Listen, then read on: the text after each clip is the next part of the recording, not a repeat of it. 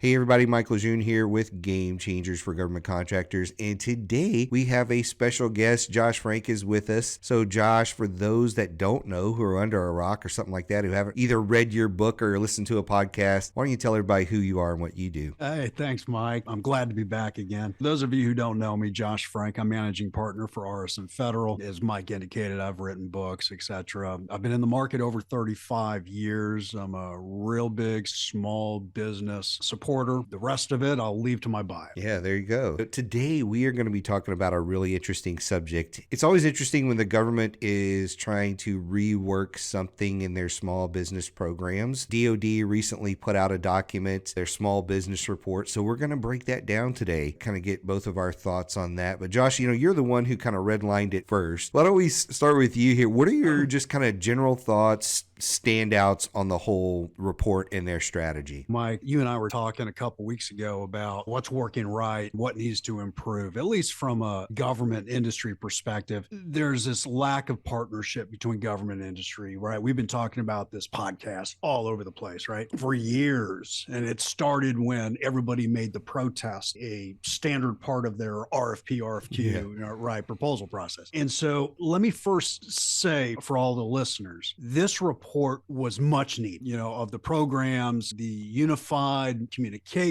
and management. This was well needed. I will say before anything else, it does feel a little bit like an echo chamber. I'm not saying all of it is doing the same thing and expecting different results, right? Which, definition of insanity. But there is somewhat of an echo chamber in the report. I hadn't talked to you about that aspect of it, but did you see similar echo of same things, different results? Yeah. And one of the things that I'll say, just looking at a report like this, is I didn't know this was going on. You didn't know this was going on. We're a couple of the players in here where, it'd sure be nice before the government puts something out like this to get some insight from some of the people in the market, right? So I totally agree. And I wasn't going to bring this up today, but deep in the report, evidently in 2021, the Department of Defense put out a request for feedback from industry. I remember that, yeah. Within the Federal Register. I remember sort of tangentially,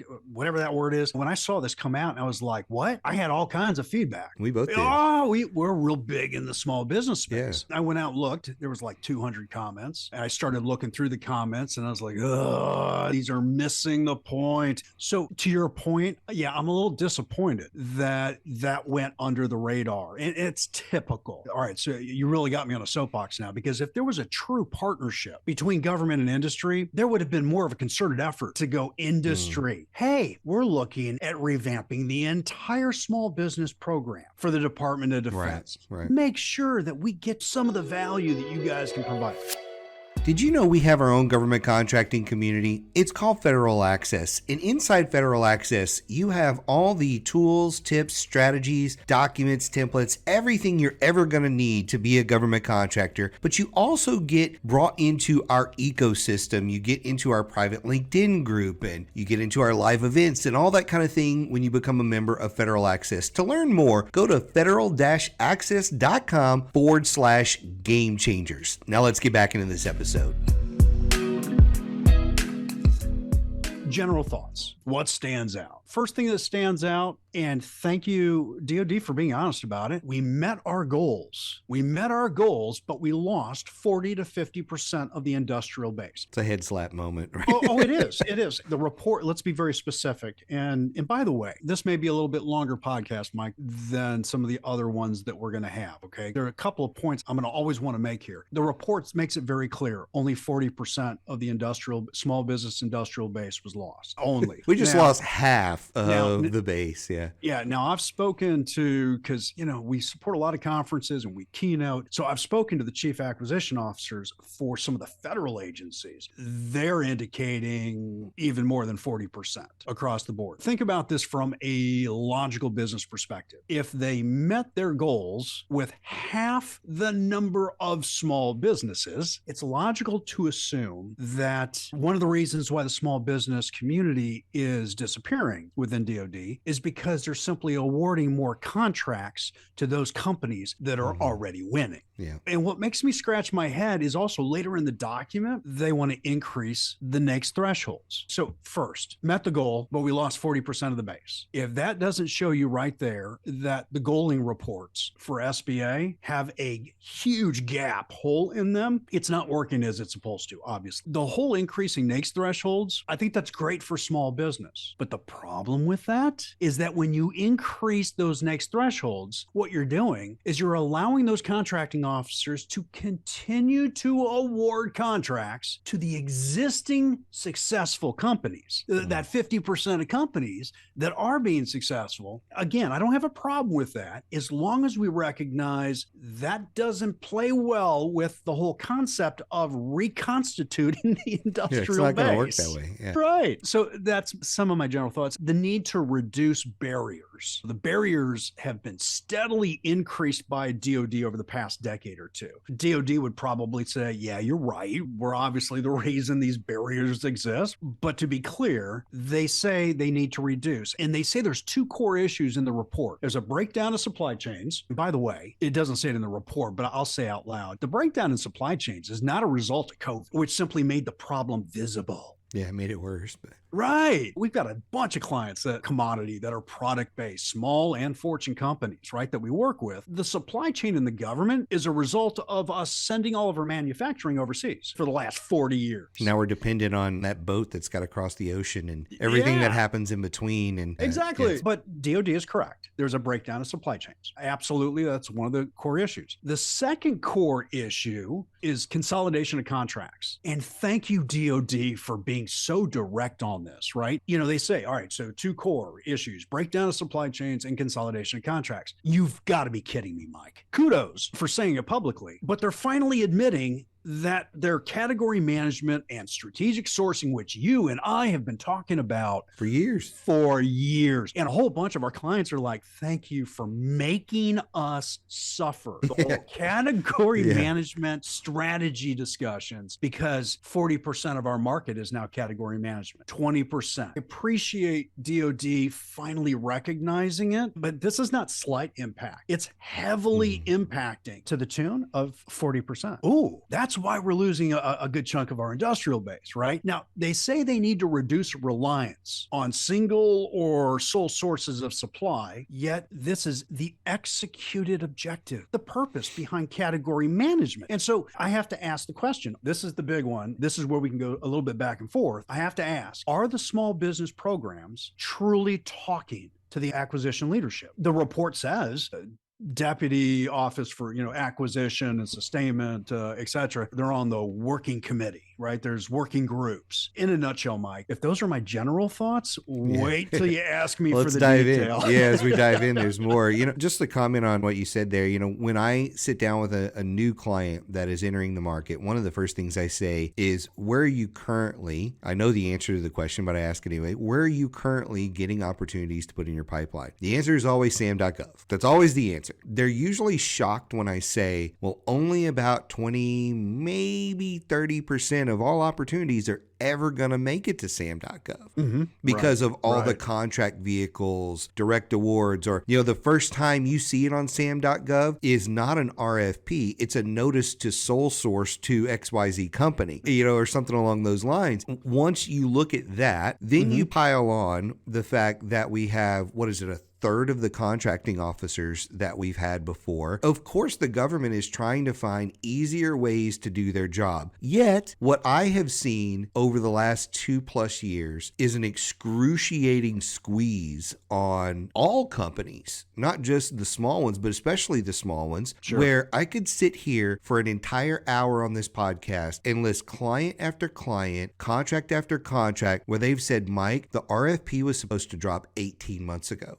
Still nowhere in sight. This is actually a contract renewal, and the government has been doing 6-month extensions for 2 freaking years. They're like, we were counting on this contract, but it would be okay if it was one. But I've got several clients where they're like, I've got 6 contracts right now that are all like this. Here's a better piece of it here. Some of those contracts, they've actually put out on the street as RFPs. They've gotten to almost the deadline and said, we're going to go back and revise this. We'll be back in a month or 2, 3 months. And a year later, it's still not on the street. That's pretty frustrating. When you look at these issues that they've pointed out here, these are the core issues that I think they were willing to throw under the bus. I don't think they were willing to throw under the bus. We have 30% of the staff we need to do our job. Contracting is just completely ineffective right now with how those things are going on. I hear you. But remember this, small business offices, we'll get into the 3 programs at least briefly, but the small business offices, the Apex accelerators, they're fully staffed. A little bit later in this, I do want to talk about the way this will really work is if acquisition and the small business programs truly are working together, but their objectives are so opposite. Yeah, they're so different. Yeah. They're so different. I question whether it's the echo chamber or we're going to see change, true change over time. I think we'll see change. It's just a matter of, is it the right change? Because, if you look at it on the surface, category management, contract consolidation, it's actually on the surface a good thing for the government and a good thing for taxpayers, right? Absolutely. Absolutely. It's painful for small business in the way it's done. Again, tangents here, and then we'll get back into this report. If Mike was doing it, I would see some contracts out there like this, some contract vehicles, but I would see more opportunity to on-ramp. There's so many things that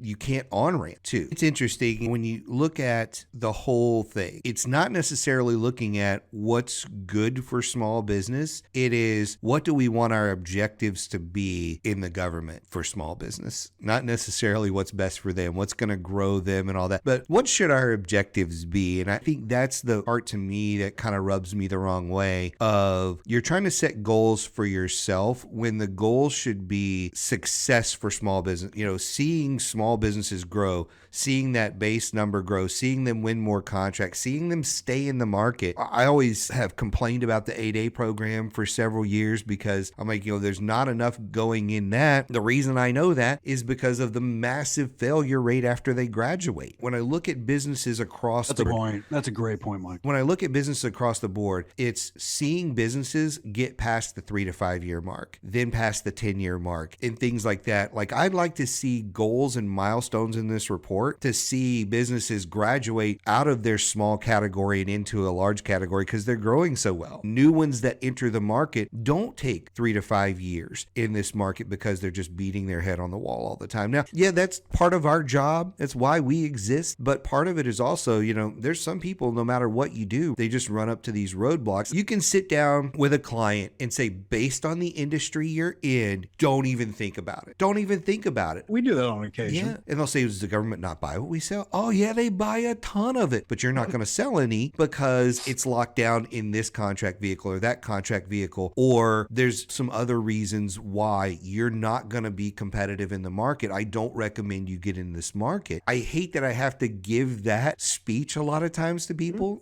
probably 15, 20% of people, instead of saying, hey, there's a level playing field. Regardless of what you sell, you can come in and you can grow. It's just not always the case in this. No. And I would argue there is no level playing field. And, to tack on to what you just said, the government, small business offices, and obviously they're trained to do it this way. They'll say, doesn't matter what you sell. If your product, commodity or service is locked down by category management, best in class, whatever it may be, you can be a subcontractor. That's a government. From a business perspective, it often does not make sense to attempt to subcontract to those primes because there's just not enough opportunity. You can't differentiate. There's not enough margin. That goes back to the basics of business is, sure, Josh, you can subcontract if you're good with 4% margin because the prime has to have a little bit of that cut. And what you're selling is so razor thin anyway. It goes back to the business sense of, does this make sense for a business to support it? Which is why I think there's a huge part of the base that says, you know what, we're just not going to play this anymore. We're going to go do commercial stuff, or I'm going to go back to work at Walmart. I'm with you. So let me circle back though. Apex is just one of the 3 programs, but don't think I'm hating on Apex, right? During any given week, we're supporting multiple Apex training events, right? Yeah. In 2022, we supported more than a dozen of their offices. We supported states. We supported the fall conference. Almost every counselor has read one of our books, and quite a few have asked us for mentorship,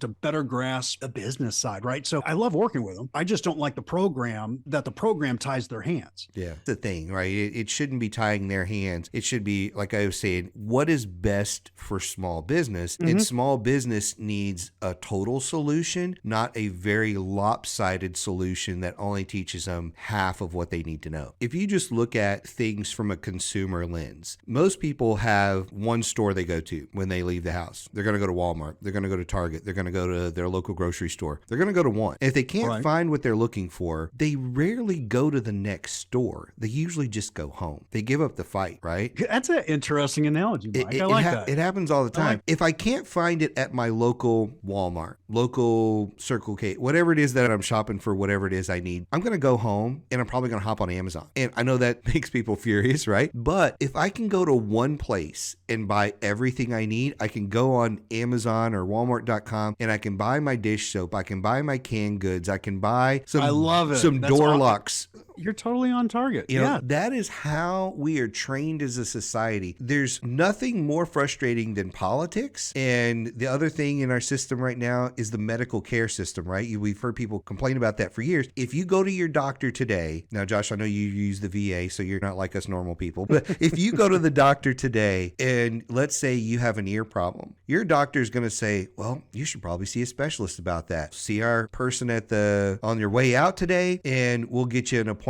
And that appointment might be 3, 6, 8 weeks out, whatever. I had a problem with my ears a while back. I called after my GE appointment and they said, it's going to be 2.5 months. And I was like, well, why the hell am I going to come see you? I'm not going to have the problem. And sure enough, I got in there and he's like, well, nothing looks wrong with your ears. And I'm like, it was 3 months ago. This is not helping. I said this from the chair. I was like, how much are you going to charge me today for seeing me 3 months after the problem is gone? And like the deer in the headlights of this guy, right? Because I was like, I know there's $1,000 bill coming my way and you saw me 3 months late. When people have to deal with that, where, hey, I maybe not be able to get an appointment with the score or whatever, I got to bounce around. It's not their individual problems. It is the program as a whole. I'm bouncing somebody around and they're like, I'll just go get it on Amazon. I'll just go look this stuff on YouTube. I don't have the time or care. I'm just not going to worry about this market because this market is making it too difficult for me to do business. I'm going to go find something else to do. So now that was a great soapbox, Mike. I'm going to take it one step further in what I'll call my closing arguments here. My closing arguments here, we're really focused on one area that is the problem, in quotes, right? That's the problem. We don't have this unified management approach and all these kind of things. But you know what? It doesn't do a lot of good to make all the changes over here on this side and make zero changes on the contracting side. Yeah, exactly. Or not have them on the same page. One of the biggest frustrations that you'll find from small businesses today is they'll say, Mike, this is a $200,000 contract. Why can't I get this guy to use SAP? My answer is always, look, contracting officers have a way they do business. And if they don't do that, I don't care how much you twist that arm, they're not going to do it. If they don't want to use a certain contract vehicle, they're not going to do it. If they don't want to use sole source, they're like, but I've got all the justification for them to sole source this to me, and yet they still want to put it out on the street. Then you need to ghost it with your end user. But anyway, it's just one of those things. There's all of these levers that contracting officers can pull and won't. Some of them will. Some of them are awesome, but some of them won't. And part of this to me is that they are not aligned with the small business goals overall. And it's not because they're bad people. It's because they're on a mission to do what they have to do with limited resources. And that's just the way it is. So for my final point, we've got to align those things and not just make it about cranking out those RFPs or putting it on contract vehicles, but align their mission with the small business people as well so they can pull more of those levers. I agree with almost all of that. The one thing I would argue is it's not the contracting officers. It's above them. Yeah. It's above them. It's way above them. It's way above them. that's right. It's Undersecretary's Defense, Acquisition I Sustainment. 100% agree with that. I don't want the contracting officers listening going, you're blaming us. No, But no. we have to use these vehicles and it's best in class. Yeah, they're an endpoint in the cycle that's being affected by the rules that are being passed down, right? Yeah, but as we've both said, the issue is there must be a synchronization of objectives and metrics, etc. And the report mentions this. Don't jump on me. Don't start screaming at me. The report mentions it, but there are diabolical differences between what the small business programs are being chartered to do and what their objectives are. And the reality is almost everything that is going to impact their objectives is actually controlled outside their office. It's controlled by the acquisition, right? Yeah. And executed by contracting officers. And the one thing that they can control to improve retention, to grow the small business base and stop the hemorrhaging is the one item they say we will not do, or we'll do, but we're relying on a collaboration within our community of interest, but we know it doesn't work. Do we have time for one final point? Because final point. Yeah. Okay, one more. One of the greatest challenges that I saw is the perceived absence of industry in this entire process. We really haven't been talking industry. We're talking the three major DoD small business programs. We're talking DoD's offices, right? Acquisition, but we're not talking the one side of the value chain that can help stop that hemorrhaging of small businesses and help grow the base. And that's industry. And if simply learning how to enter the market, having capability statement, et cetera, we just wouldn't be talking about the issues and losing 40%, right? This is my closing. I can't overemphasize the importance of bridging government sales strategy with overall business. So Mike, I'm going to throw this out there. I'm actually going to submit something to the DoD's OSPP, but I'll say it publicly here for the first time. And maybe somebody calls me first, but I want to support the working group. No cost. I want to volunteer. So I'm going to write a note. They need somebody from industry that has the viewpoints that we've got, because the echo chamber, and I think that's what we're going to end up calling this podcast episode, or the DoD small business echo chamber. But I'll simply close with this, Mike. This was a really awesome topic for us to cover. Part of me thinks